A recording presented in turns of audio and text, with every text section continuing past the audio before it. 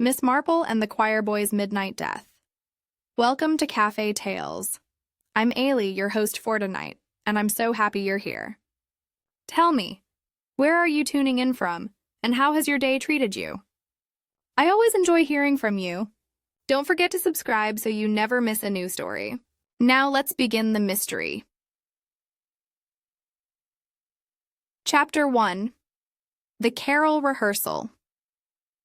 The village of Little Thatch wore its winter beauty with the quiet dignity of an elderly lady dressed for church. Miss Jane Marple, stepping carefully from the ancient bus that served the route between St. Mary Mead and the smaller hamlets, paused to admire the frost-rimed hedge and the soft glow of lamplight already beginning to shine from cottage windows, though it was barely 4 in the afternoon. "Jane, my dear Jane." Miss Marple turned with a warm smile as Mrs. Mildred Harper hurried toward her, wrapped in a sensible wool coat and wearing the slightly harried expression common to all vicars' wives during the Christmas season. "Mildred, how lovely to see you. You haven't changed a bit." "Oh, but I have, and you know it," Mrs. Harper said with a laugh, embracing her old friend. "More gray hairs and less patience, I'm afraid. But come, let me take your bag. The vicarage is just around the corner, and I've tea waiting." As they walked through the village, Miss Marple noted the preparations for Christmas. Holly and ivy adorned every doorway, and a magnificent tree stood in the square awaiting decoration. The ancient church of St. Luke's dominated the landscape, its Norman tower rising against the darkening sky like a patient guardian. "The church looks particularly beautiful," Miss Marple observed. "Yes, and you've arrived just in time. The choir is rehearsing for the midnight service tonight. I thought you might enjoy listening. The choir master, Mr. Graves, has worked wonders with the singers this year." Something in her friend's tone made Miss Marple glance at her sharply, but Mrs. Harper's expression revealed nothing beyond the usual Christmas bustle of concern. The vicarage proved to be a comfortable, cluttered establishment of the sort Miss Marple knew well. After a quick tea and a chance to freshen up in the guest room, she accompanied Mrs. Harper back to the church. The winter evening had settled in earnest now, and their breath misted in the cold air as they approached the heavy oak door. Inside, the church was a haven of warmth and light. Candles flickered on the altar, and the heating system, though antiquated, had done its work admirably. A dozen or so voices rose in harmony, practicing the familiar strains of "O come, all ye faithful." Miss Marple slipped into a pew near the back, her knitting bag settling beside her, though she made no move to extract her needlework. Instead, she watched with her characteristic air of gentle interest as the choir continued their rehearsal. The choir master stood before them, a tall, thin man of perhaps 50, with graying hair and the sort of precise movements that spoke of a man who valued order above all things. Mr. Lionel Graves conducted with sharp, economical gestures, and the choir responded with evident respect, if not warmth. Among the singers, one voice stood out with particular clarity. A boy of about 12 with fair hair and a face that still held the softness of childhood, sang with a purity of tone that brought to mind the carol singers Miss Marple had heard in cathedrals. "Peter Wright," Mrs. Harper whispered, "the jewel of the choir." Again from the third verse Mr. Graves commanded, his voice carrying the slight edge of someone accustomed to authority. "And Thomas Gray. Do try to remember to breathe between phrases, not in the middle of them." But Thomas Gray was not present, Miss Marple noted. The choir master had been looking at an empty space in the back row. Their rehearsal continued for another quarter hour.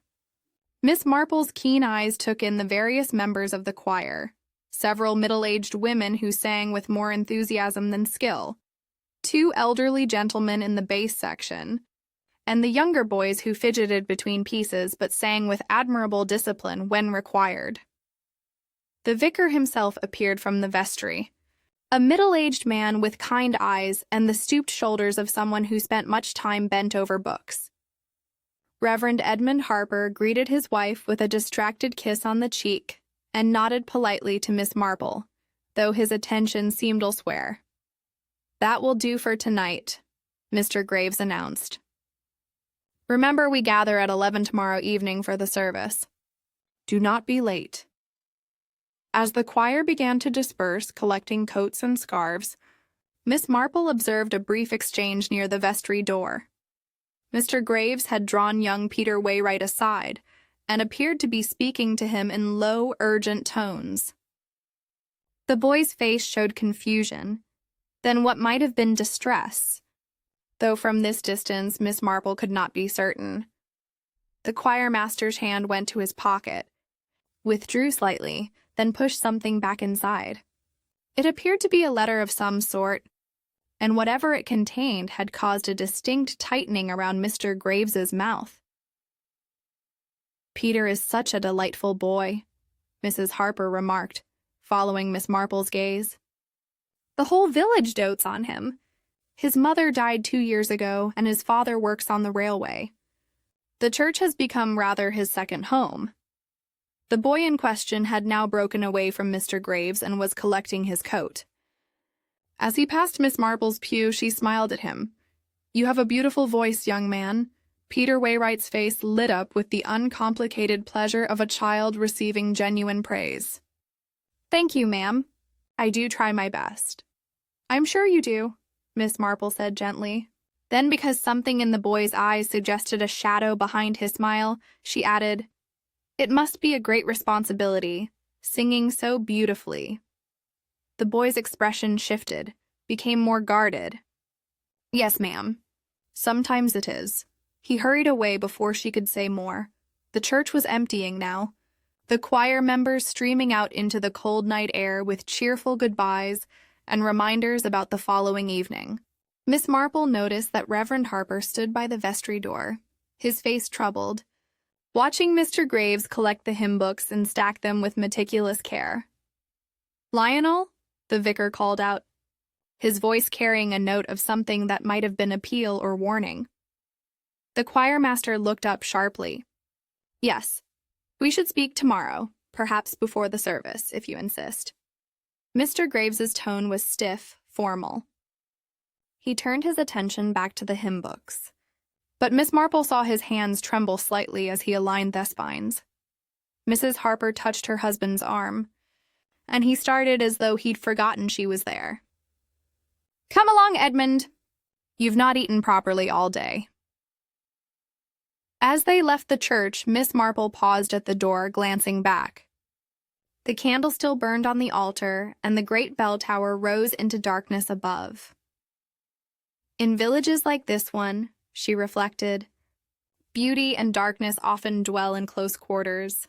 That night, as she prepared for bed in the comfortable guest room, Miss Marple found herself thinking of the troubled expression on young Peter Waywright's face, the tension between the vicar and his choirmaster, and the letter that Mr. Graves had pushed so hastily back into his pocket.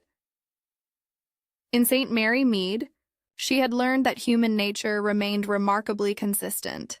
People told lies for the same reasons in every village, loved and feared, and hid their secrets with the same predictable patterns. Tomorrow was Christmas Eve, and the church would be full of light and music and celebration.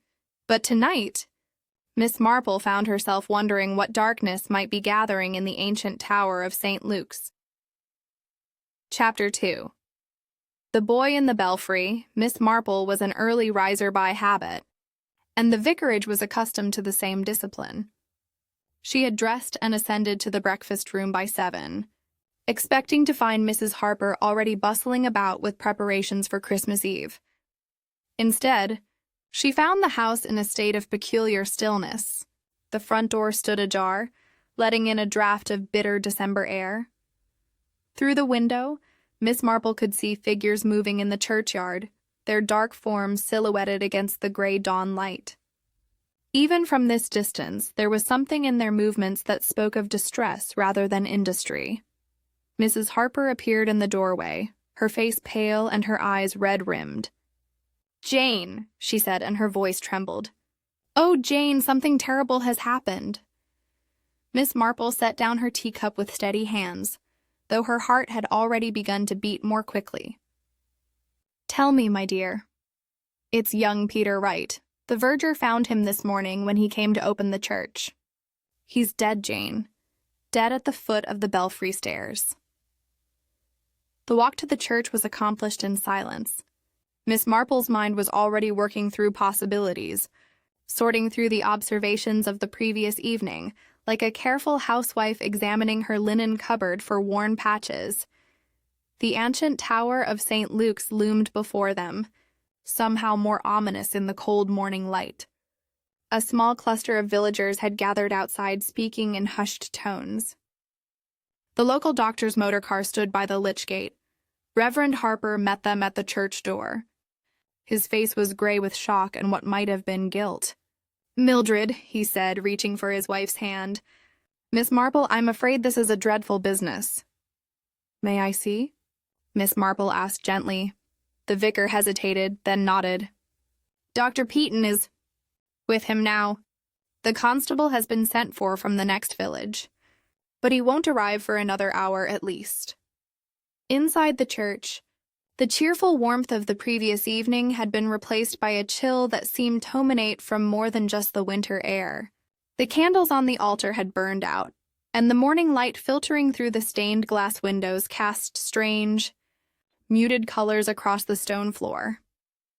The belfry door stood open, revealing the narrow spiral staircase that led up into darkness. At its base, a small form lay covered with someone's overcoat. Dr. Peaton, a brisk, competent-looking man of 60, was kneeling beside the body. He looked up as they approached. "A tragic accident, I'm afraid," he said, standing and brushing dust from his trousers. "The boy must have climbed the stairs in the dark and fallen. The steps are treacherous, particularly for someone unfamiliar with them." "But Peter knew these stairs well," Mrs. Harper protested. "He'd been up dozens of times to watch the bell ringing." "In daylight?" "Perhaps," the doctor replied. "At night with no lamp. It would have been quite different." Miss Marple moved closer, her eyes taking in every detail. The boy still wore his choir robe, the white surplice now crumpled and stained. One of his shoes had come loose in the fall, but what caught her attention most particularly was the hymn book lying on the floor near his outstretched hand. "May I?" she asked, gesturing toward it. Dr. Peaton looked surprised but nodded.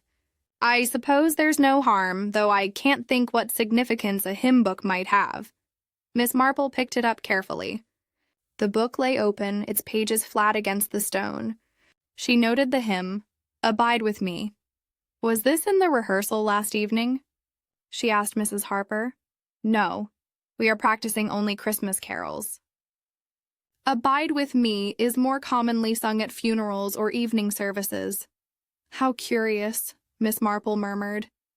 She glanced at the spine of the book, noting that it belonged to the church collection, not to Peter's personal property. The verger approached, wringing his hands. Mr. Albert Jessup was a wizened man of indeterminate age, with a permanently stooped posture of someone who had spent a lifetime tending to the physical needs of the church building. "Terrible thing. Terrible," he muttered. "Found him just after 7, I did, when I came to stoke the heating and prepare for tonight's service." "Lying there just as you see him, poor lad." "The door was locked when you arrived?" Miss Marple inquired. "Aye, locked as always. I have Mikey, of course." He produced a large iron key from his pocket, as if to prove the point. "And who else holds keys?" "The vicar, naturally, and Mr. Graves, the choirmaster. That's all, aside from Theone kept in the vicarage for emergencies." Miss Marple walked slowly around the small space at the base of the belfry stairs. The floor was of ancient stone, worn smooth by centuries of feet. She noted the bell ropes hanging down through their holes in the ceiling, their ends neatly coiled and secured. Or rather, most of them were neatly coiled. One rope, slightly apart from the others, had been cut. The end was clean and sharp, as though severed with a blade. The remaining length hung uselessly, its lower portion lying in a loose tangle on the floor. "Mr. Jessup," Miss Marple said quietly, "was this rope cut yesterday?" The verger shuffled over to examine it. His face registered surprise, then confusion. "No, ma'am. I'd swear it wasn't. I checked all the ropes just yesterday afternoon before the rehearsal. The bell ringers are particular about such things. You see, that rope was sound as could be." "How very interesting," Miss Marple observed. Reverend Harper had been standing apart, his face buried in his hands. Now he looked up, and Miss Marple saw something in his expression that went beyond simple grief. "This is my fault," he said hoarsely. "I should have spoken. I should have acted." "Edmund, don't," Mrs. Harper began, but her husband shook his head. "No, Mildred. Secrets and silence have led to this. I won't compound the sin." Before he could continue, the sound of voices outside announced the arrival of more villagers. Word had spread, as it always did in such communities, and soon the church would be full of the curious and the grieving alike. Miss Marple took a final look at the scene.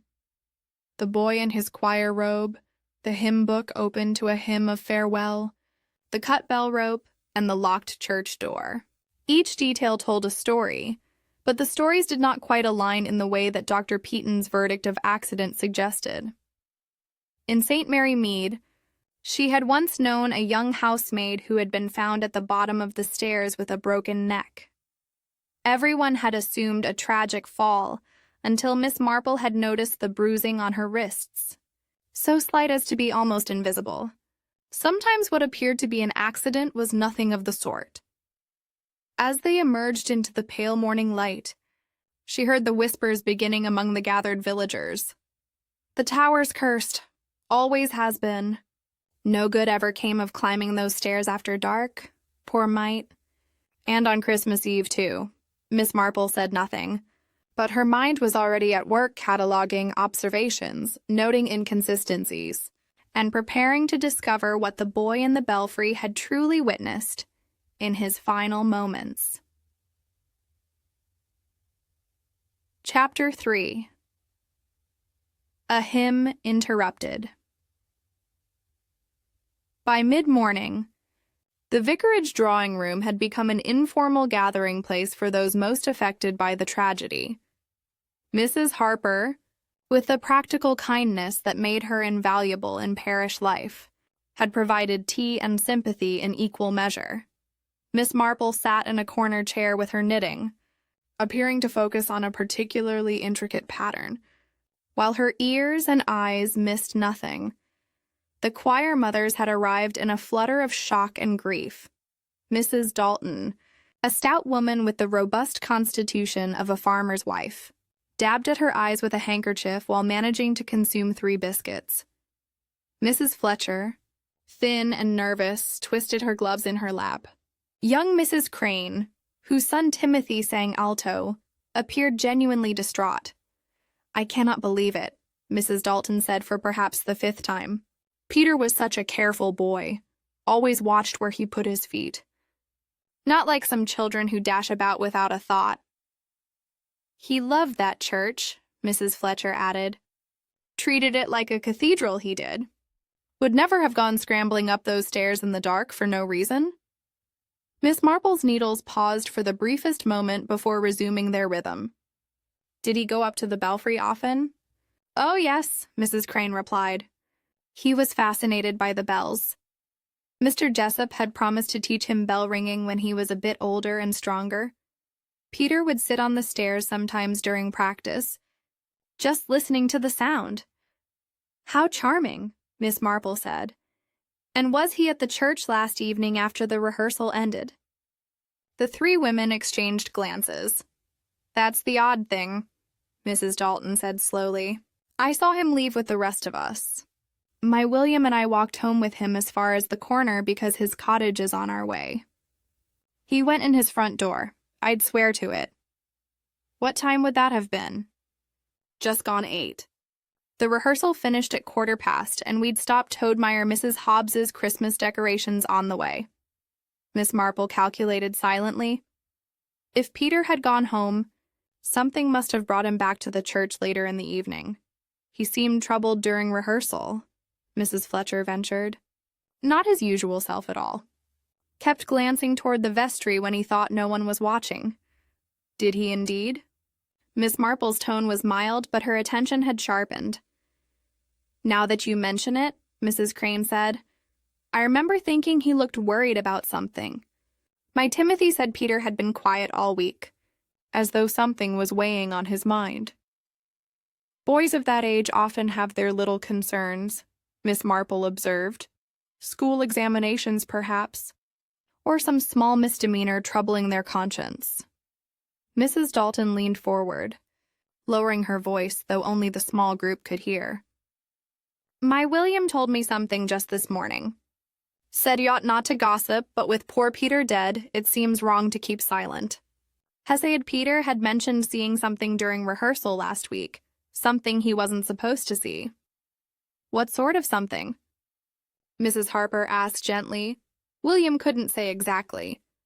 Peter had started to tell him, then stopped himself. Said it was probably nothing, but he looked frightened. William tried to press him, but you know how boys can be. Peter just shook his head and said he'd handle it himself. Miss Marple set down her knitting and reached for her teacup. How very unfortunate. If only he had confided in someone. There's another thing, Mrs. Fletcher said hesitantly. I probably shouldn't say, but Mr. Graves dismissed Peter early last evening, before the rehearsal ended. I mean, sent him home after what looked like a scolding in the vestry. We could hear Mr. Graves's voice raised, though not the words. Mrs. Harper's face showed surprise. I didn't realize Peter left early. I thought he was with us until the end. He came back, Mrs. Crane explained. Slipped back into his place perhaps 10 minutes later. Mr. Graves saw him and looked angry. But he didn't say anything more, just conducted the final carol with his jaw clenched tight. The conversation drifted to funeral arrangements and the question of whether the midnight service should be canceled. Miss Marple excused herself quietly and found Reverend Harper in his study, staring at an account book with unseeing eyes. Forgive the intrusion, she said from the doorway. The vicar looked up, and his expression was that of a man carrying a burden too heavy to bear. Miss Marple, please come in. I find I'm in need of wisdom. My wife speaks very highly of your good sense. Miss Marple settled herself in the visitor's chair. You mentioned earlier that you should have spoken. Might I ask what you meant? Reverend Harper rose and closed the study door. When he returned to his desk, his hands trembled slightly as he opened the account book. The parish funds, he said quietly. Nearly $40 have gone missing from the Christmas charity collection. It was to have been distributed to the poorest families on Boxing Day. When did you discover the theft? 3 days ago. I confronted Mr. Graves about it yesterday morning before the rehearsal. He's responsible for counting and recording the donations after each service, you see. He denied any wrongdoing, became quite indignant, said I was questioning his honor. And you believed him? The vicar's face showed his struggle. I wanted to. Lionel has served this church faithfully for 5 years. But the accounts don't lie, Miss Marple. The money was there after morning service last Sunday. By Wednesday, when I needed to verify the sum for distribution, it was gone. Miss Marple noticed something on Thevakar's sleeve, a small stain that had caught the light. You have ink on your cuff, she remarked. He glanced down, rubbing at the mark absently. Do I? I must have been careless with the pen when making notes yesterday. The accounts have required a great deal of attention. Quite so. What color ink do you use, may I ask? The usual black. Why do you ask? Oh, no particular reason, Miss Marple said, though her mind was following a thread of thought. I simply noticed it was a rather deep blue shade. One doesn't often see that color in account books. The vicar examined his sleeve more carefully, and High's expression shifted to puzzlement. You're quite right. I don't use blue ink at all. I cannot think how this came to be here. Miss Marple rose and moved to the window, looking out at the church tower. Tell me, Reverend Harper, did you go into the church last evening after the rehearsal? Briefly, yes. I wanted to check that everything was secure for tonight's service. I went as far as the belfry door to ensure it was properly closed. And was it? Yes, locked as it should be. Did you happen to notice the bell ropes at that time? The vicar thought for a moment. I'm afraid I didn't pay particular attention. Why do you ask? Miss Marple turned to face him. Mr. Jessup discovered this morning that one of the bell ropes had been cut cleanly, as though with a sharp knife or scissors. He insists it was intact yesterday afternoon. The color drained from Reverend Harper's face. Cut? But that makes no sense. Unless young Peter's death was not quite the accident it appears to be, Miss Marple finished gently. The silence that followed was broken only by the ticking of the mantel clock. Finally, the vicar spoke, his voice barely above a whisper. God forgive me. If I had acted sooner, spoken out about my suspicions, might that boy still be alive? We cannot know, Miss Marple said. But we can ensure that the truth, whatever it may be, is brought to light. Sometimes the greatest kindness we can offer the dead is simply to understand why they died. She returned to her chair, and her voice took on a firmer tone. Now, I believe you mentioned that only 3 people hold keys to the church. Yourself, Mr. Graves, and Mr. Jessup. Is that correct? Yes, and the spare key kept in the carriage, but that remains in its place. I checked this morning. Then we must consider who might have wished to meet young Peter in the church last evening. And more importantly, who among those 3 men might have had reason to ensure that Peter Wainwright never sang another note. Chapter 4. The Vicar's Unease. The afternoon brought a watery sun that did little to warm the village but cast long shadows across the churchyard. Miss Marple had suggested a walk, and Mrs. Harper, grateful for any respite from the oppressive atmosphere of grief that filled the vicarage, accompanied her gladly. They made their way slowly along the path that circled St. Luke's, ostensibly to admire the winter landscape, but in truth to allow Miss Marple opportunity for observation. The church grounds were extensive, bounded by ancient yew trees and a low stone wall that had stood for perhaps 3 centuries. The belfry stairs are visible from here, Miss Marple remarked, pausing by a gap in the yew hedge. Through a narrow glance at window, one could just make out the spiral of stone steps disappearing upward into darkness. Yes, though no one would be watching at that hour, Mrs. Harper replied. The village sleeps early, particularly in winter. Quite so. And yet someone was awake last evening, someone who either brought Peter back to the church or was waiting for him there. They continued their circuit in silence until they reached the side entrance, a smaller door that led directly into the vestry. Miss Marple tried the handle and found it locked. This door is less commonly used, I imagine, only by the clergy and the choirmaster. Really, it's more convenient for accessing the vestments and the parish records. Edmund uses it most mornings when he comes to prepare his sermons in peace. And Mr. Graves? Mrs. Harper hesitated. He's been here more frequently of late. Edmund mentioned that Lionel was working on plans for an Easter concert, organizing the music library. He would often arrive early, or stay late to sort through the hymn books and sheet. Music. Miss Marple's mind filed this. Information carefully. A choirmaster with frequent, unsupervised access to the vestry, a vestry that presumably contained the parish, safe, and the Christmas charity collection. They completed their walk and returned to find the vicar in the churchyard, speaking with Mr. Jessup. The verger was gesturing toward the tower, his weathered face creased with concern. The bells cannot ring tonight, Vicar, he was saying as they approached. Not with that rope cut. It wouldn't be safe, and it wouldn't be respectful neither, Not with young Peter lying dead because of a fall from that very tower. You're quite right, Albert, Reverend Harper agreed. We shall have a quiet service. No bells, just the organ and the choir. If there is a choir, Mr. Jessup muttered. Half the mothers have said their children won't set foot in the church tonight, not with death so fresh upon it. Miss Marple addressed the verger with her gentle courtesy. Mr. Jessup, you mentioned that you checked the bell ropes yesterday afternoon. Might I ask what time that would have been? Just gone 2, ma'am. I make my rounds every afternoon checking that all is as it should be, the heating, the candles, the ropes. Everything was in perfect order. And you locked the church when you left? I did indeed. Left by the main door and locked it behind me. Didn't return until this morning when I found... His voice trailed off, and he shook his head sadly. The cut rope troubles me greatly, Miss Marple said. It suggests deliberation rather than accident. One does not accidentally sever a bell rope with such precision.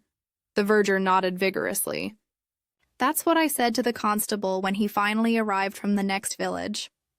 But he seemed to think it was just old ware that finally gave way. I told him straight I did. Those ropes are checked regular, and I'd have noticed any fraying. Reverend Harper had been listening with growing distress.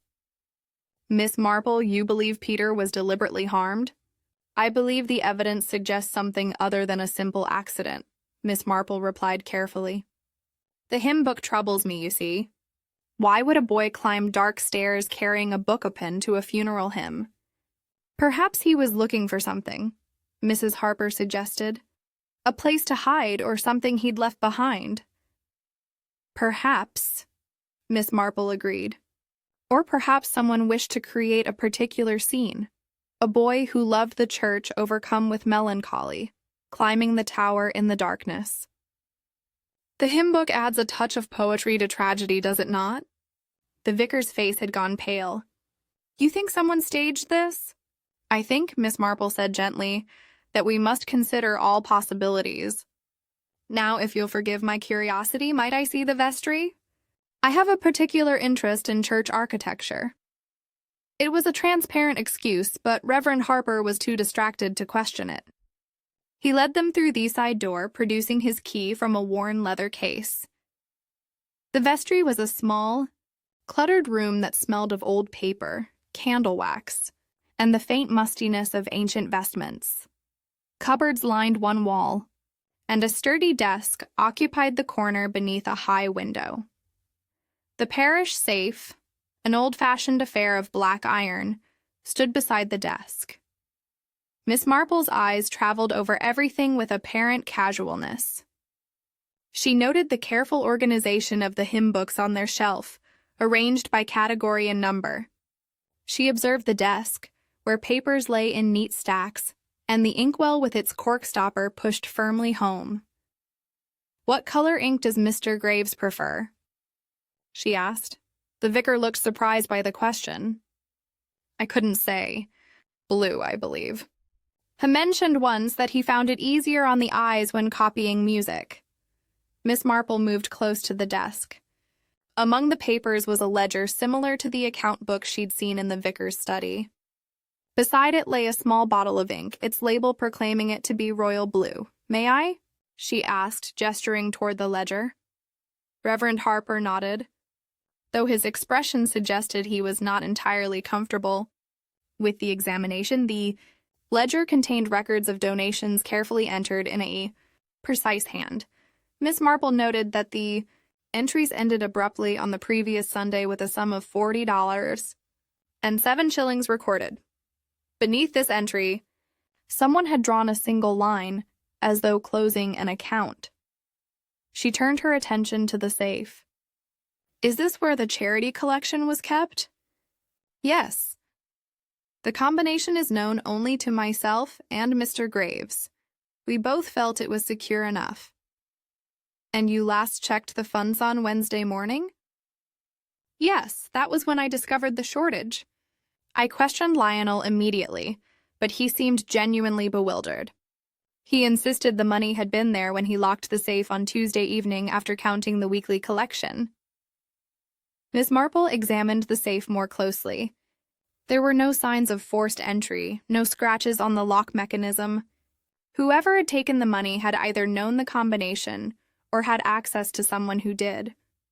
Her eye caught something else, a detail so small that most would have overlooked it entirely. On the floor near the lectern that stood beside the desk, there was a spot of dried wax. It had the dull, irregular appearance of candle drip, and embedded in it was a partial print. She knelt carefully, Harold's knees protesting slightly. "Reverend Harper, do you habitually work in here by candlelight?" "Good heavens, no. We have electric lamps now, thank goodness. Much safer and more reliable." "Then this is curious." Miss Marple gestured to the wax. "This appears quite fresh, no more than a day or two old. And unless I'm very much mistaken, that is the impression of a boot heel. A man's boot, I should think, and a heavy one at that." The vicar crouched beside her, his face reflecting growing alarm. "I don't understand. Who would be working in here by candlelight?" "Someone who did not wish to be seen," Miss Marple replied. "Electric light shows through windows quite distinctly, but a single candle kept low and perhaps shielded would be much less noticeable from outside." She rose, brushing dust from her skirt. "Tell me, of the 3 men who hold keys to this church, which one wears heavy black boots?" Reverend Harper thought for a moment. "Albert Jessup always wears working boots. They're quite substantial, being made for rough use." "And Mr. Graves?" "He favors lighter footwear, rather elegant, really. Brown brogues, I believe. And yourself?" The vicar glanced down at his own feet, clad in simple black shoes of the sort favored by clergy. "Nothing so heavy as work boots, certainly." Miss Marple nodded slowly. The pieces were beginning to arrange themselves into a pattern, though the picture remained incomplete.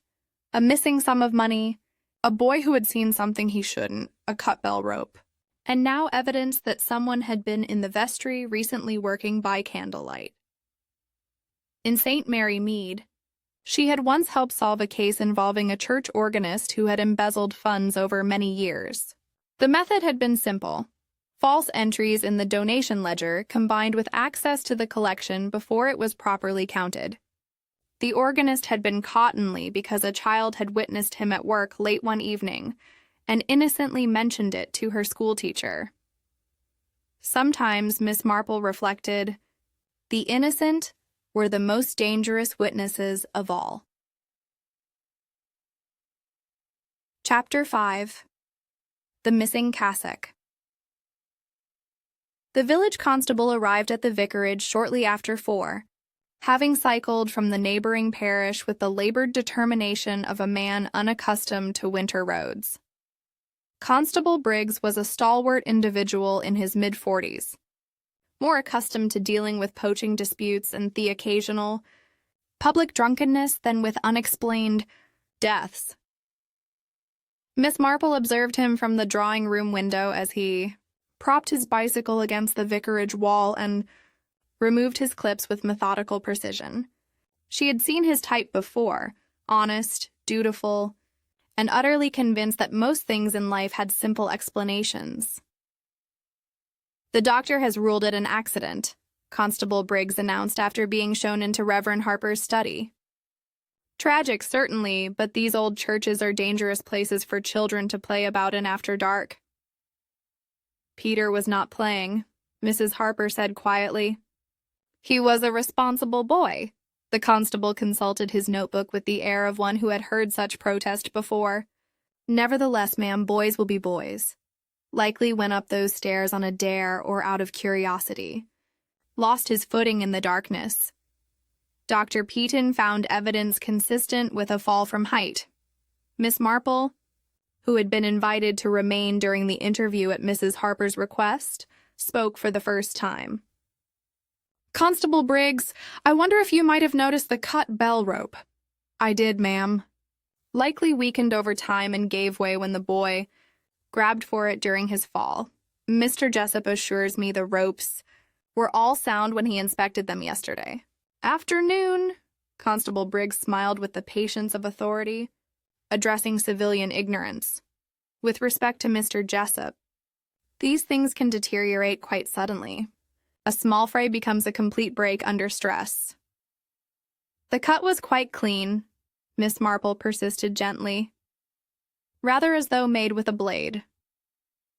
Old rope can break clean, ma'am. I've seen it many times. It was clear that further discussion would be fruitless. Miss Marple subsided into her chair, apparently satisfied, though her mind was working along different lines entirely.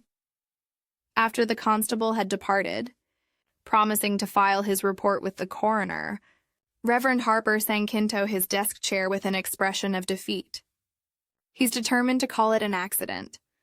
Perhaps he's right. Perhaps I am seeing darkness where there is only tragedy. Perhaps, Miss Marple said, though I noticed Constable Briggs did not ask about the hymn book or inquire why Peter was in the church at all after having left with the other choir members. She rose and prepared to take her leave, but paused at the door. One small matter, Reverend Harper. The choir cassocks are kept in the vestry, are they not? Yes, in the large cupboard by the window. Why do you ask? Might we count them? I have a small theory I should like to test. The vicar looked bewildered, but agreed readily enough.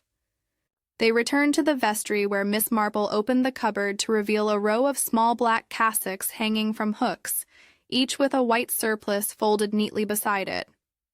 How many boys sing in the choir? Miss Marple asked. 6 at present, though we hope to recruit more after Christmas.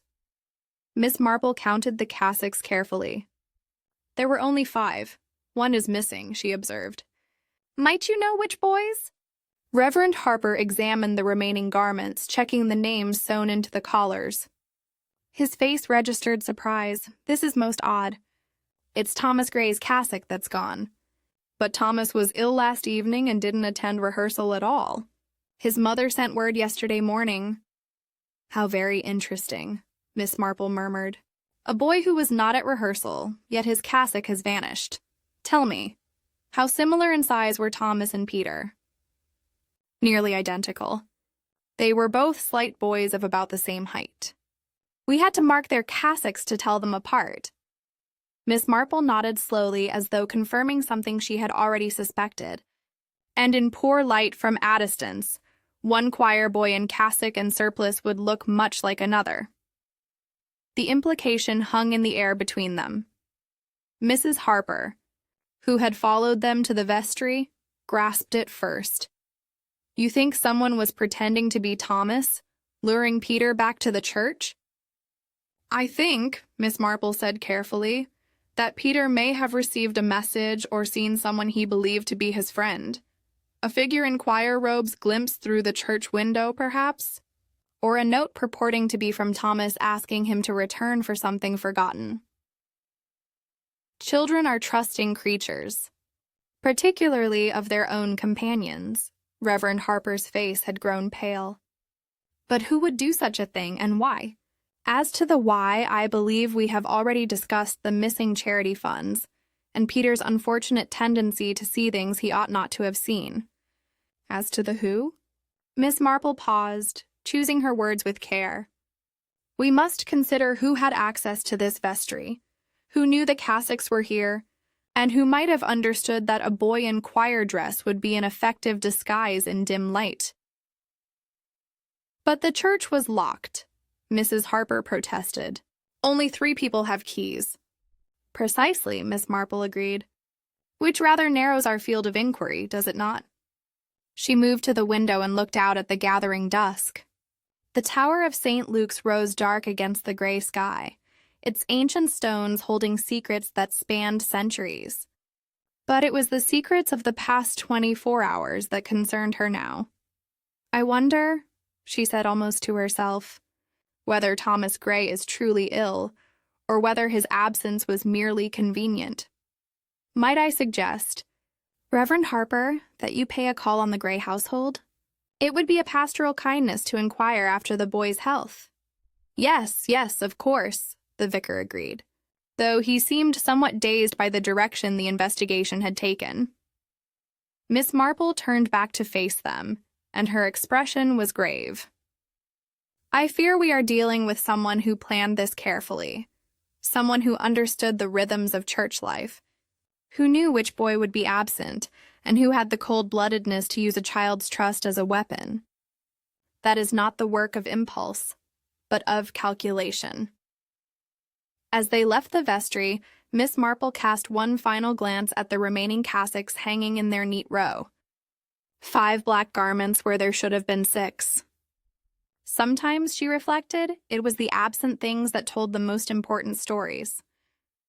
In the fading light, the church seemed to brood over its secrets, waiting for the truth to be spoken aloud in its ancient stones. Chapter 6. A Candle That Burned Too Long. Evening had settled over Little Thatch by the time Miss Marple returned to the church. The vicar had gone to visit the Gray family, and Mrs. Harper was occupied with the distressing task of informing choir members that tonight's service would proceed despite the tragedy, though in a subdued manner. Miss Marple had volunteered to assist with tidying the church in preparation for the evening, an offer Mrs. Harper had accepted with gratitude. In truth, Miss Marple wished for an opportunity to examine the scene more carefully without the distraction of officials and grieving villagers. The church was empty when she arrived, though lamps had been lit along the nave. The heating system rattled and hissed, doing its best to combat the December chill. Miss Marple moved slowly through the space, her eyes taking in details that might have been overlooked in the morning's confusion. The main altar had been prepared for the service, fresh candles standing ready in their brass holders. But it was the side altar dedicated to St. Catherine that caught Miss Marple's attention. Here, a single candle had burned down completely, leaving a pool of hardened wax that overflowed the holder and dripped onto the altar cloth below. She examined it carefully. The wax was white, the common sort used throughout the church, but the quantity suggested the candle had burned for many hours. More interestingly, several sheets of paper lay beneath the wax drippings, their edges curled and stained. Miss Marple carefully lifted one of the sheets. It was a page from a hymnal, though not one of the bound books used by the congregation. This appeared to be loose sheet music, the kind a choir master might use for special arrangements. The wax had rendered much of it illegible, but she could make out fragments of musical notation and, in the margin, what appeared to be calculations written in a neat, precise hand, numbers, columns of figures that had nothing to do with music. She was studying this curious find when a sound made her look up. Mr. Jessup had entered through the main door carrying a basket of fresh greenery for the Christmas decorations. "Beg pardon, Miss Marple," he said, setting down his burden. "Didn't know anyone was here. Just bringing in the holly and ivy for the window sills." "How thoughtful, Mr. Jessup. The church will look beautiful despite the sadness." The verger approached, wiping his hands on his work apron. "What's that you found there?" "A candle that appears to have burned a very long time," Miss Marple replied. "Were you aware of it?" Mr. Jessup frowned, examining the melted mess. "No, indeed. That wasn't burning when I locked up yesterday afternoon. I'd stake my life on it. Someone must have lit it after I left. After the rehearsal, perhaps. But why anyone would light a candle here when the electric lamp served perfectly well, I cannot fathom." Miss Marple gently extracted another piece of paper from beneath the wax. This one was less damaged, and she could see it more clearly. It appeared to be a page torn from an account ledger, covered in the same neat handwriting. "Mr. Jessup, you've served this church for many years. Would you recognize Mr. Graves's handwriting?" The verger peered at the paper. That's his handwriting enough. Very particular about his figures is Mr. Graves. Always keeps everything neat as a pin." Miss Marple nodded thoughtfully. Why would the choir master have been working by candlelight at the side altar when the vestry, with its desk and better illumination, was available. Unless, of course, he had not wished to be observed from the vestry window, which faces the vicarage. She moved away from the altar, her eyes scanning the floor. The stone pavement was worn smooth by centuries of worshippers, but here and there imperfections in the surface had collected dust and debris. Near the lectern, she found what she was seeking, another spot of dried wax, and pressed into it the clear impression of a boot sole. "Mr. Jessup, might I see the bottom of your right boot?" The verger looked startled, but complied readily enough, lifting his foot so Miss Marple could examine it. The sole was heavily ridged, the pattern of a working boot designed for rough ground and long wear. She compared it mentally to the print in the wax. "Thank you. That's most helpful." She continued her examination, working her way methodically around the church. The choir stalls yielded nothing unusual, nor did the pews, but when she reached the belfry door, she paused. The door stood slightly ajar as it had been left since the morning's discovery. Miss Marple pushed it open fully and examined the frame. There on the stone jamb at about shoulder height, she found faint marks, scratches, as though something metal had scraped against the stone. A key, perhaps, wielded by someone in haste or distress. She climbed 3 steps up the spiral staircase, moving carefully in the dim light.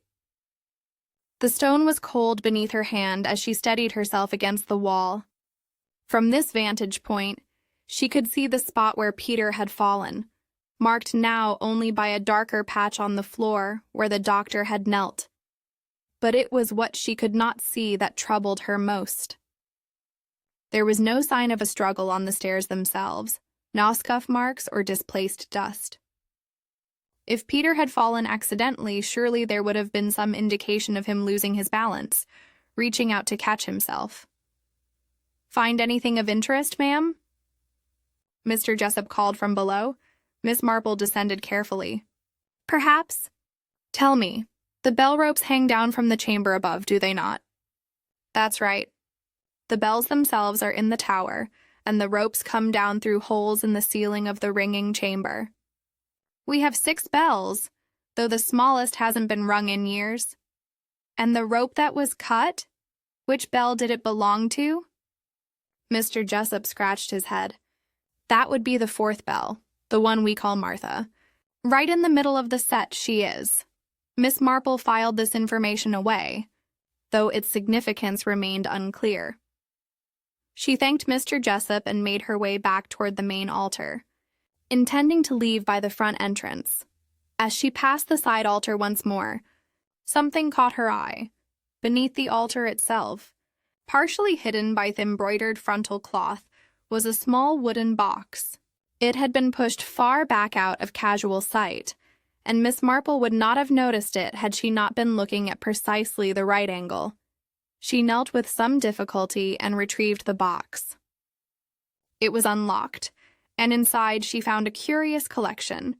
A pair of scissors, their blades stained with what might have been rope fibers. A small notebook filled with figures and dates, and tucked into the very bottom, a letter. The letter was addressed to Mr. Lionel Graves in an educated hand, and though Miss Marple knew she should not read private correspondence, the circumstances seemed to warrant an exception. She unfolded it carefully. The contents were brief but damning. It was from a church in the neighboring county responding to what appeared to have been an inquiry about a former choir master's reference. The writer regretted to inform the reader that Mr. Graves had left their employment under circumstances that made a favorable reference impossible. There had been, the letter stated delicately, irregularities in the handling of parish funds. Miss Marple refolded the letter and replaced everything in the box exactly as she had found it. But her mind was working rapidly now, piecing together a sequence of events that grew clearer with each new discovery. A choir master, with a history of financial dishonesty, missing charity funds, a boy who had seen something during rehearsal, a letter that suggested blackmail or exposure, And finally, a carefully staged accident that had silenced the only witness. As she left the church, Miss Marple glanced back at the tower, dark against the evening sky. The constable might be satisfied with his verdict of accidental death, but Miss Marple knew better. Somewhere in this ancient building, among the candles and hymn books and bell ropes, lay the complete truth of what had happened to Peter. Waywright, and she intended to uncover it before another. Sunrise. Chapter 7. The Choir. Mother's Secret. Miss Marple returned to the vicarage, to find Mrs. Harper in the kitchen, supervising the maid as she prepared a simple cold supper. The vicar had not yet returned from his visit to the Gray household, and Mrs. Harper's worry was evident in the way she fussed unnecessarily with teacups and napkins. "Do sit down, Jane," she urged. "You've been on your feet far too long. At our age, we must be sensible about such things." Miss Marple accepted the chair gratefully, though her mind remained active despite her body's weariness.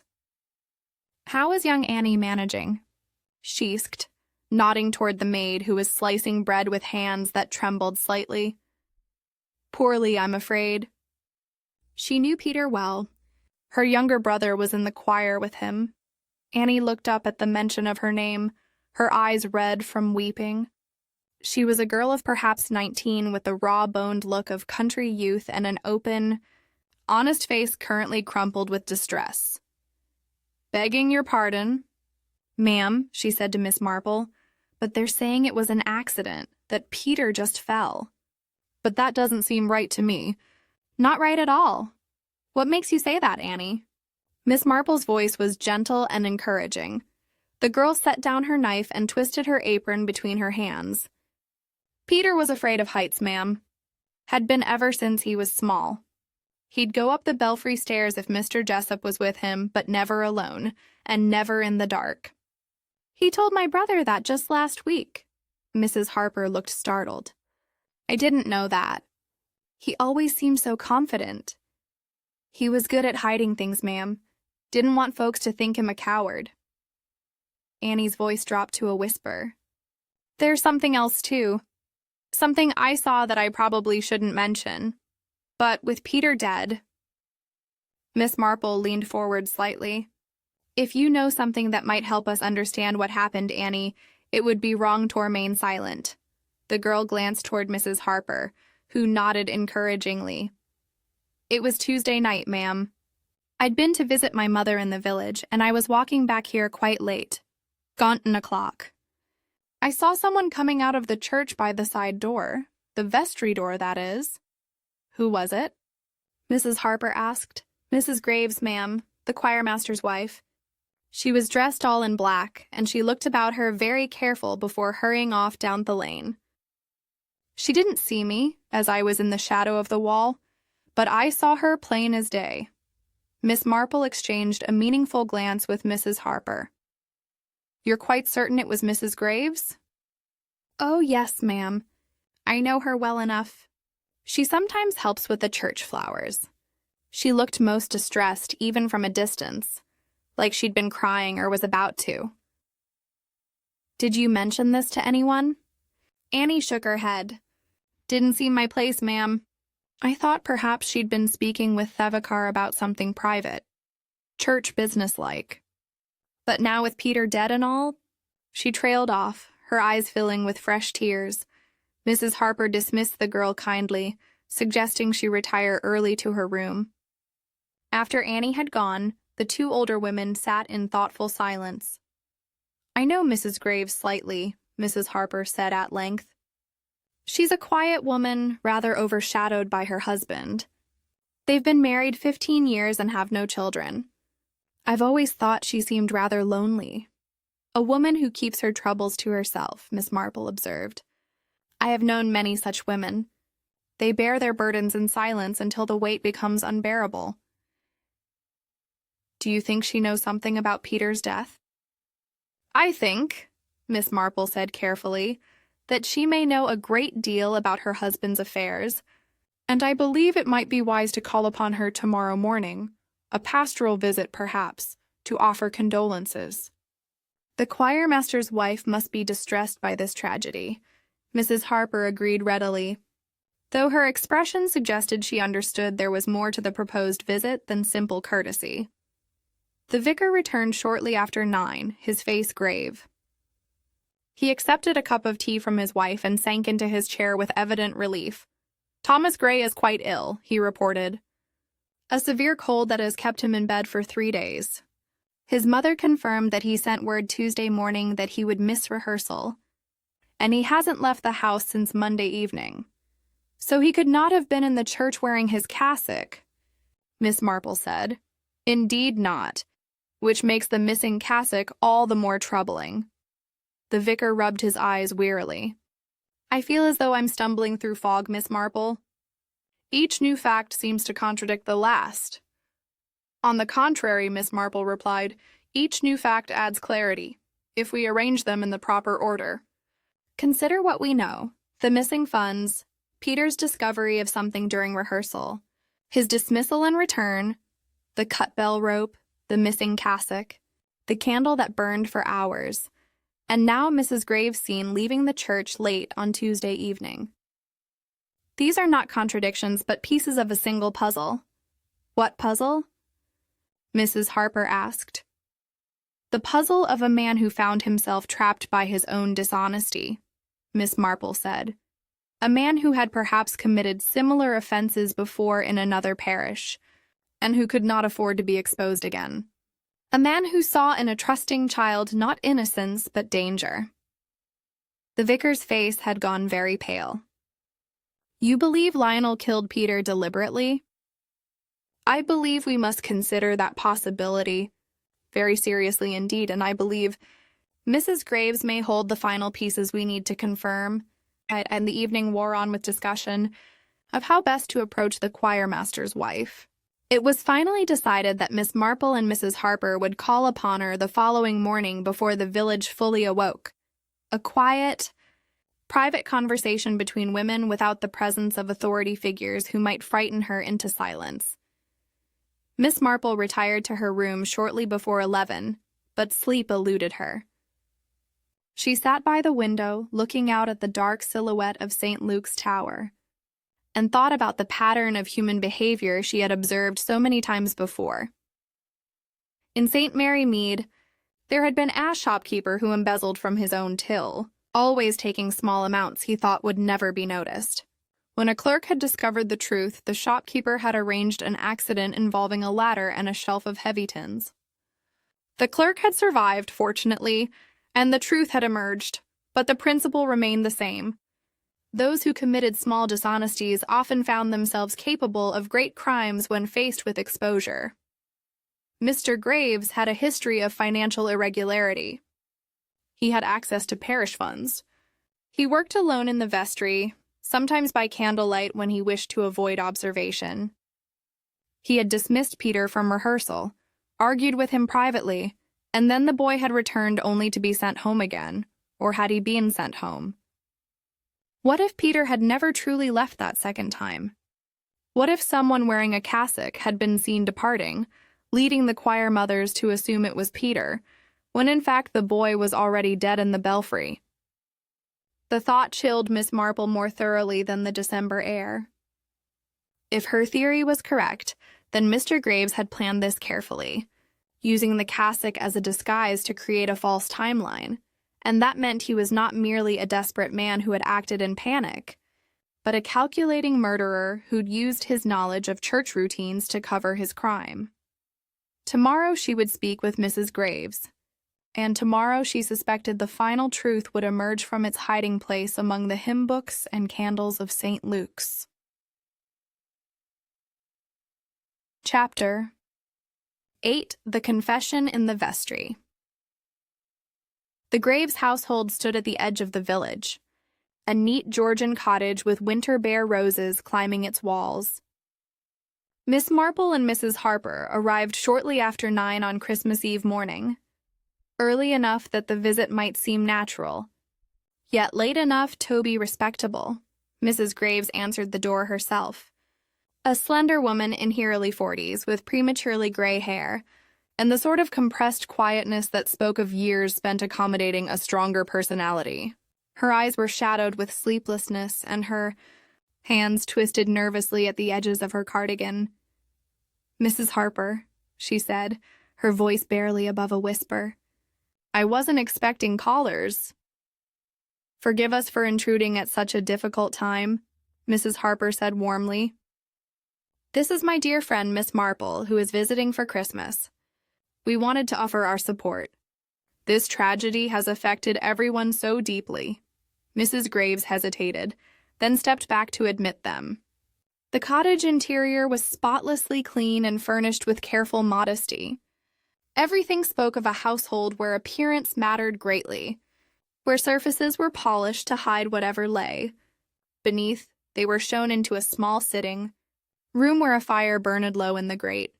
Mrs. Graves offered tea with the automatic courtesy of a woman trained to receive visitors. But her movements were stiff and her attention clearly elsewhere. "Your husband must be devastated," Mrs. Harper ventured as they settled with their cups. "Peter was such a talented boy, and Mr. Graves had worked so hard with him." At the mention of her husband, something flickered across Mrs. Graves's face. Pain, certainly, but also something that might have been fear. "Lionel is at the church," she said, "preparing for tonight's service. He insisted everything must be perfect despite what has happened. He's always been very particular about his duties." Miss Marple, who had been quietly observing, spoke for the first time. "A man of conscience, no doubt. Such men often feel their responsibilities most keenly." Mrs. Graves's teacup rattled against its saucer. She set it down with trembling hands. "Conscience," she repeated, and there was something bitter in her tone. "Yes, one might call it that." "Mrs. Graves," Miss Marple said gently, "you seem greatly troubled. More troubled, perhaps, than this tragedy alone might account for." The woman looked up sharply, and for a moment Miss Marple thought she would deny it, retreat behind the walls of wifely discretion. But something in her expression crumbled, and tears began to slide down her pale cheeks. "I cannot bear it any longer," she whispered. "The pretense, the lies. I thought I could protect him, but now that poor child is dead, and I—" She broke off, pressing a handkerchief to her face. Mrs. Harper moved to sit beside her, placing a comforting arm around her shoulders.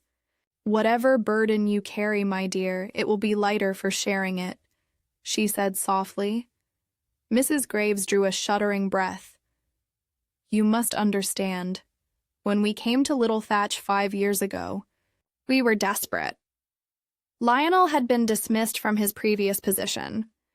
There had been irregularities with the accounts. Nothing was ever proven, but the suspicion was enough. No other church would employ him. "But Reverend Harper gave him a chance," Miss Marple suggested. "Yes." Edmund knew nothing of the trouble. Lionel destroyed the letters, burned his references. He told the vicar that his previous church had closed due to declining congregation. It was a lie, but I said nothing. I wanted so desperately to believe he had learned his lesson, that he would be different here. She twisted the handkerchief between her fingers, the fabric growing damp with tears. For the first few years, all was well. Lionel was careful, attentive to his duties. But then gradually I began to notice small things. Money that should have been in our household accounts was missing. He became secretive about his work at the church, staying late, arriving early. I told myself I was imagining things. "But you weren't," Miss Marple said quietly. "No. Last week I discovered the truth by accident. I'd gone to the church to fetch Lionel for dinner and found him in the vestry working by candlelight, though the electric lamps were perfectly functional. He was so absorbed he didn't hear me enter. I saw him counting money, making entries in a false ledger. The figures didn't match what should have been collected." Mrs. Harper's face reflected horror and pity in equal measure. "Oh, my dear, I confronted him that night, Tuesday night. He admitted everything. The missing charity funds, the forged receipts, all of it. He said he had been under such pressure, that our expenses were mounting, that he meant to replace the money after Christmas. I begged him to confess to the vicar, to make it right, before anyone discovered the theft. Booty refused. Miss Marple said. He became angry. Said I didn't understand the consequences, that exposure would mean ruin for both of us, that we would be cast out with nowhere to go. He promised he would fix everything, make the accounts balance somehow. I wanted to believe him. God help me, I wanted to believe.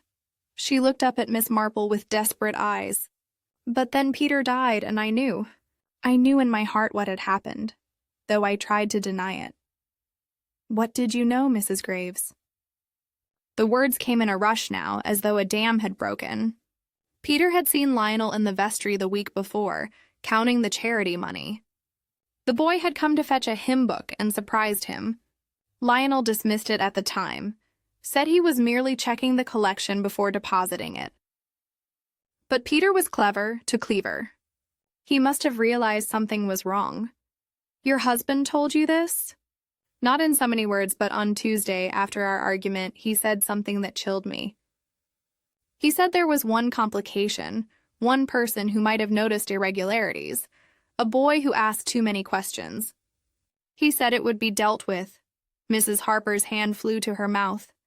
He meant Peter. I didn't understand then. I thought he meant to frighten the boy into silence, or perhaps to dismiss him from the choir. But when I heard Peter had died, fallen from the belfry stairs, she dissolved into sobs. He planned it. He lured that innocent child to the church and killed him to protect his own secrets. And I said nothing. I am as guilty as he is. Miss Marple's voice was firm but kind. You are not guilty of murder, Mrs. Graves, but your silence now would be a different matter entirely. You must tell us everything you know. When did your husband leave the house on the night Peter died? Mrs. Graves wiped her eyes, struggling for composure. He went to the church directly after the rehearsal ended, around 8:30. Said he needed to prepare music for today's service. He didn't return until nearly midnight.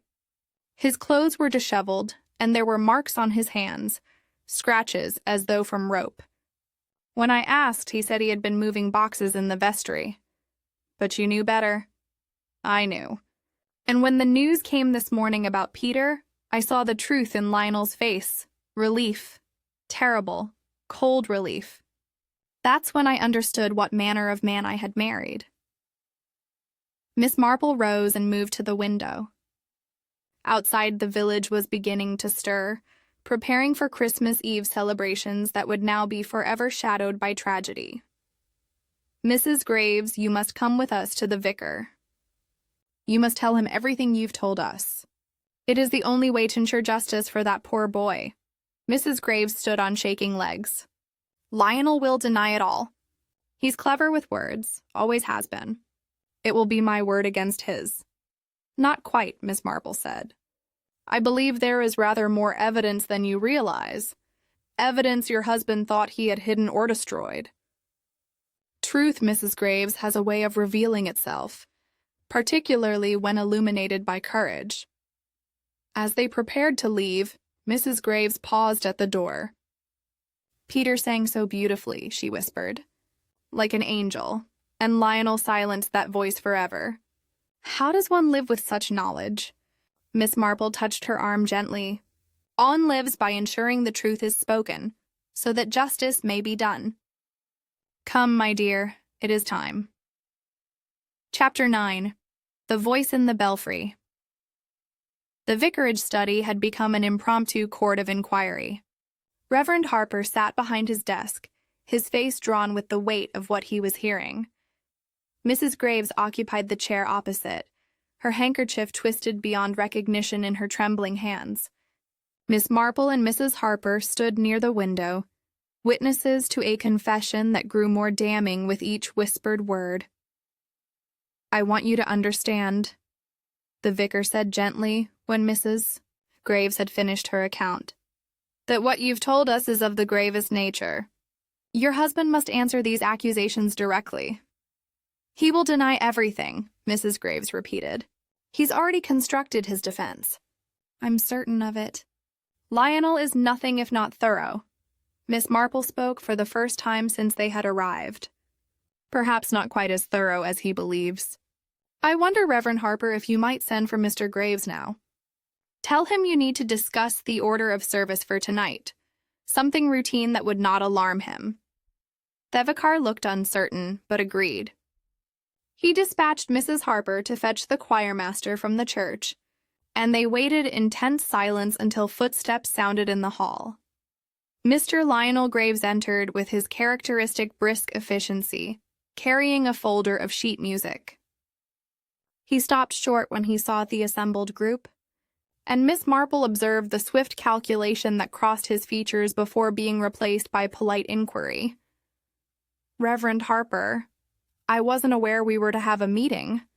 I've been working on the arrangements for tonight and have made excellent progress despite the unfortunate circumstances. His wife would not meet his eyes. He noticed this, and his expression tightened almost imperceptibly. Lionel, the vicar began, then seemed uncertain how to continue. There are questions that must be asked. Serious questions about the events of the past few days. Questions? I don't understand. The constable has already concluded his investigation. A tragic accident. Nothing more. Sit down, Mr. Graves, Miss Marple said, her tone brooking no argument. There was something in her voice, a quiet authority, that made the choirmaster hesitate, then comply. I've been giving considerable thought to young Peter's death, Miss Marple continued. So many curious details that don't quite align with a simple accident. The hymn book, for instance, open to a hymn that wasn't part of rehearsal, the cut bell rope, the missing cassock, and of course the candle. I don't know what you're suggesting, Mr. Graves said, but his hands had tightened on the arms of his chair. The candle at the side altar that burned for many hours, dripping wax onto papers covered with your handwriting, financial calculations, Mr. Graves, figures that tell an interesting story about the parish charity funds. The choirmaster's face had gone pale, but he maintained his composure. I work on church accounts. There's nothing sinister in that. No, but there is something sinister in embezzling those accounts, Miss Marple replied. $40 to be precise, money that should have been distributed to the poor on Boxing Day. That's a lie. Who's been spreading such slander? Your wife, Reverend Harper said quietly. She's told us everything, Lionel. The false ledger, the forged receipts, your history at the previous parish, all of it. Mr. Graves turned to his wife with such fury in his eyes that she shrank back in her chair. Evelyn, how could you? After everything I've done for you, you betray me with lies. They're not lies, Mrs. Graves whispered. You know they're not. And that poor boy died because of your greed. The boy fell. An accident, exactly as the doctor said. Miss Marple's voice cut through his protest like a knife. Peter didn't fall, Mr. Graves, you pushed him. Or perhaps it was a struggle and he lost his footing. Either way, you were there when he died, and you arranged the scene afterward to make it appear accidental. This is absurd. I was nowhere near the church when Peter died. On the contrary, you were very much there. You left immediately after rehearsal on the pretext of preparing music. You changed into the missing cassock belonging to Thomas Gray, knowing that Thomas was home ill. You wanted someone to see Choirboy leaving the church, so the others would assume it was Peter departing for the second time. Mr. Graves laughed, though it sounded forced. This is pure fantasy, Miss Marple. You have no proof of any such thing, don't I? I found the box you hid beneath the side altar, the scissors with rope fibers on the blades, the same scissors you used to cut the bell rope to make it seem as though Peter had grabbed for it during a fall, the notebook with your financial calculations, and most damning of all, the letter from your previous employer explaining why you left under a cloud of suspicion. The choirmaster's confident facade was cracking now.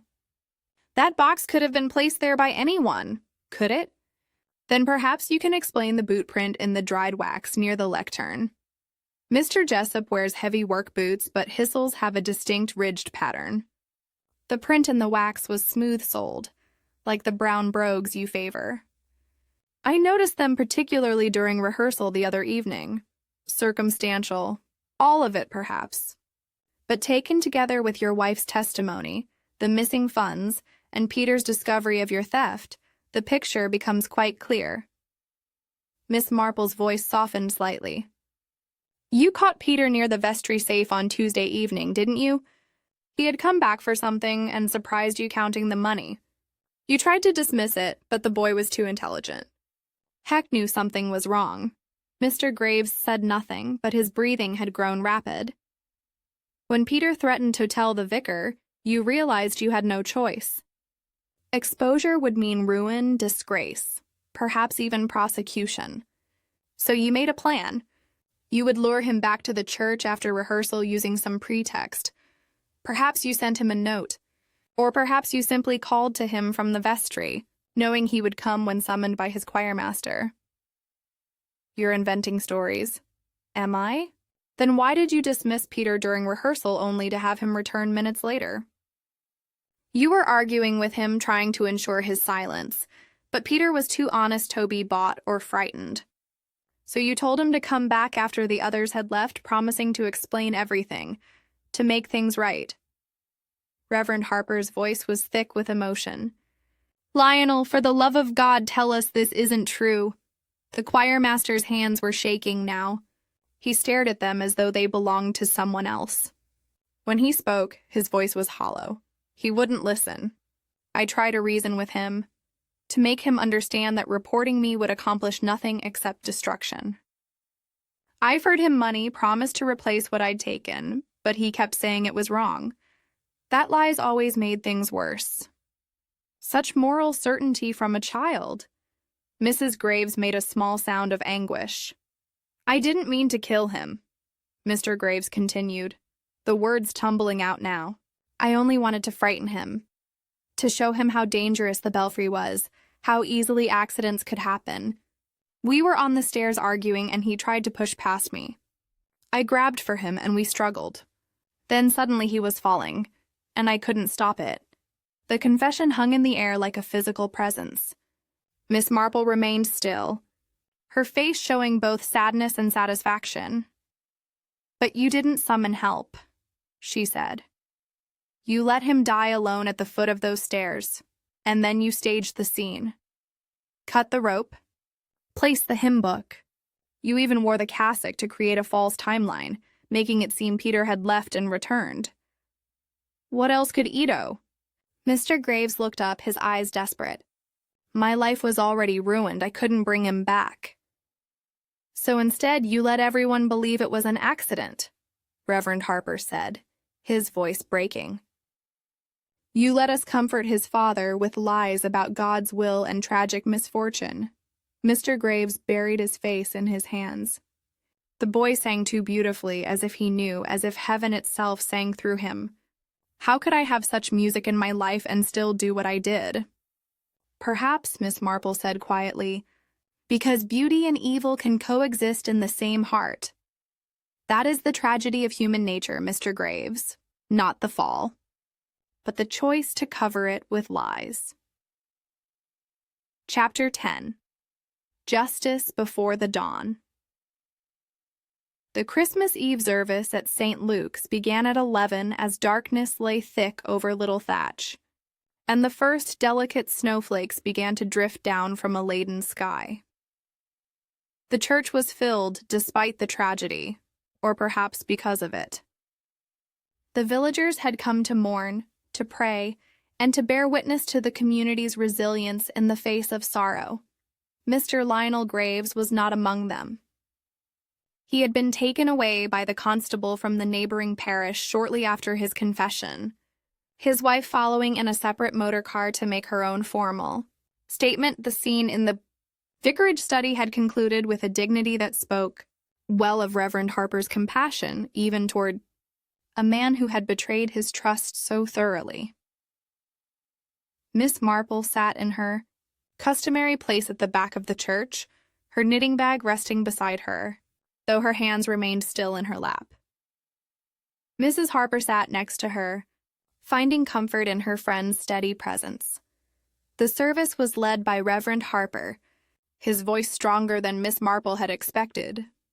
He spoke of redemption and truth, of the courage required to face darkness rather than deny it. He didn't mention Mr. Graves by name, but everyone present understood the subtext of his words.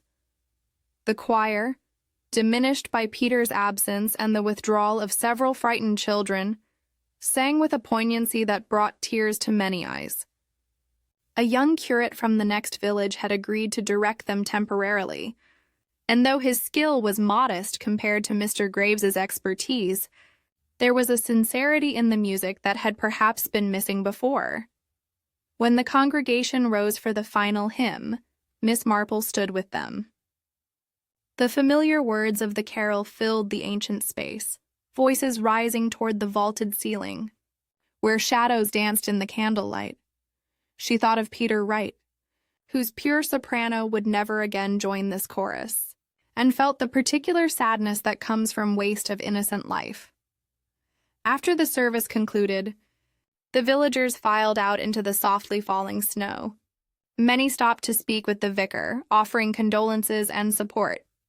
Miss Marple observed these small acts of kindness with approval. Communities like Little Thatch endured because they understood the importance of standing together when darkness threatened to overwhelm them.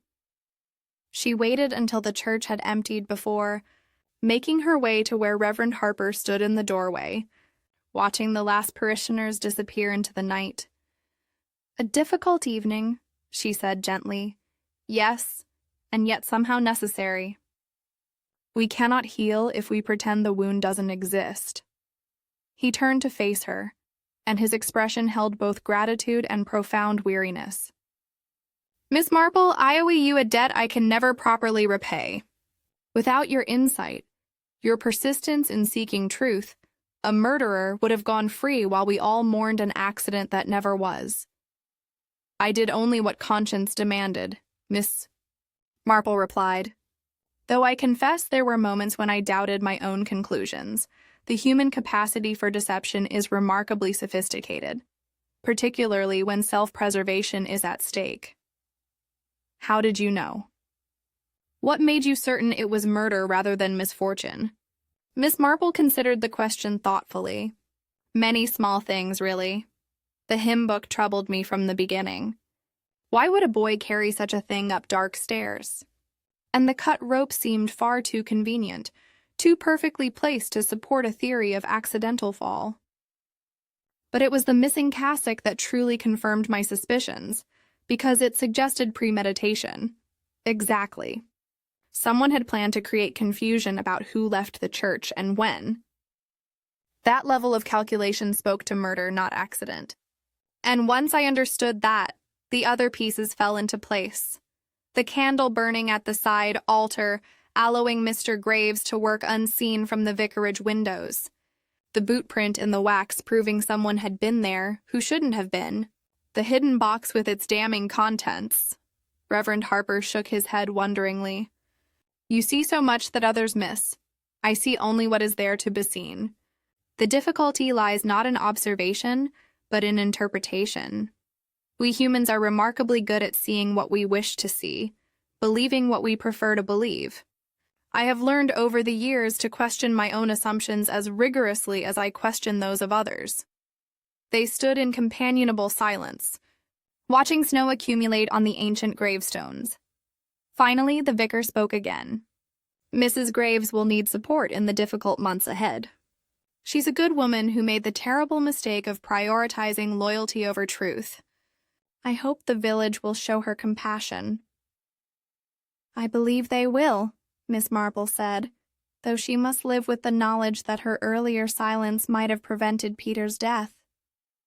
She ultimately found the courage to speak. "That counts for something. And what of justice for Peter? Will Mr. Graves face trial?" "Undoubtedly.